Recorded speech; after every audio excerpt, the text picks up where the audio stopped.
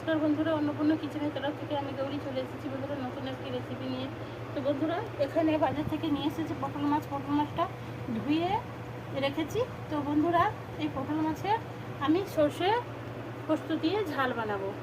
তো বন্ধুরা, তো গ্যাসে কড়াই বসিয়ে দিয়েছি, কড়াই মধ্যে তেলটা দিয়ে গরম করে নেবো, নিয়ে মাছগুলো ভাজবো। তো কীভাবে রান্নাটা করি বন্ধুরা আপনারা দেখতে থাকুন। তো বন্ধুরা, কড়াইতে আমি তেলটা দিয়ে দিচ্ছি, তেলটা গরম হয়ে গেছে। তো বন্ধুরা, মাছের মধ্যে তো শুধু হলুদই মাখাচ্ছি। তো বন্ধুরা, এই মাছে লবণই থাকে, ওর জন্যে লবণ মাখালে লবণটা বেশি হয়ে যাবে। তো যার জন্য শুধু হলুদ মাখিয়ে দিলাম বন্ধুরা।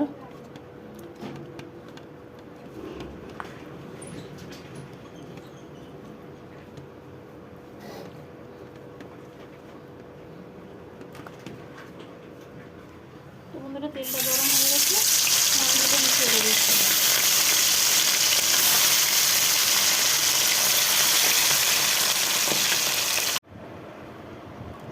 তো বন্ধুরা, পেঁয়াজ দিয়ে দিলাম,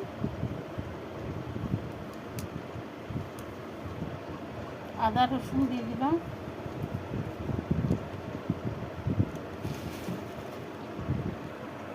তো বন্ধুরা শুকনো লঙ্কা দিয়ে দিলাম,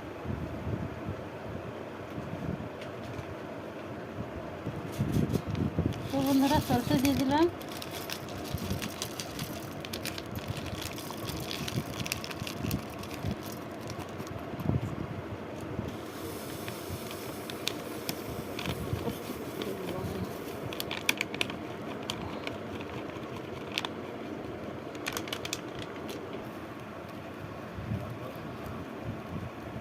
জিরে গুঁড়ো দিয়ে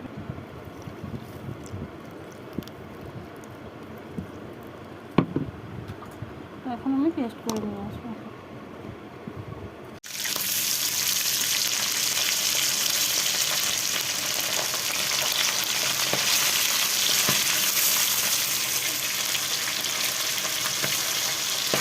বন্ধুরা, আমি তুলে নিচ্ছি।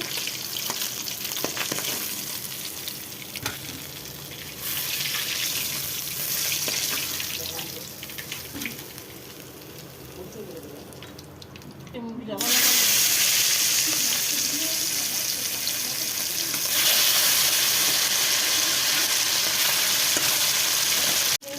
আমি তুলে নিচ্ছি।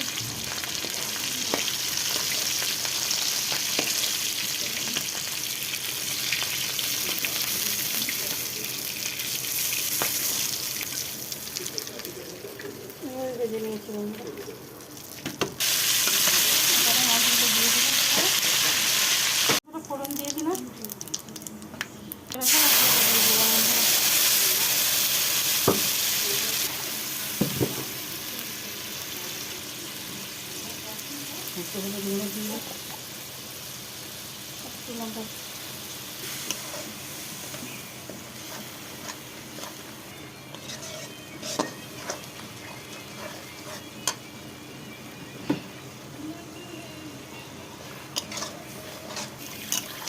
মশলাটা কষানো হয়ে গেছে। তো আমি জলটা দিয়ে দিলাম।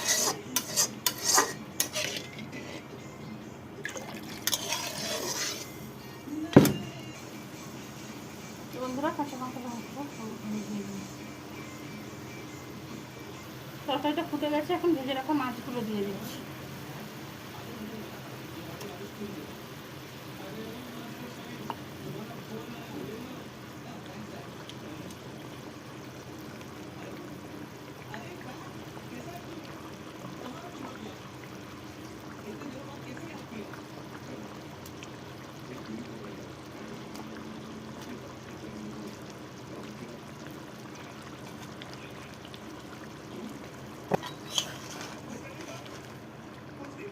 তরকারিটা হয়ে গেছে বন্ধুরা, আমি এখন ঢেলে নেব।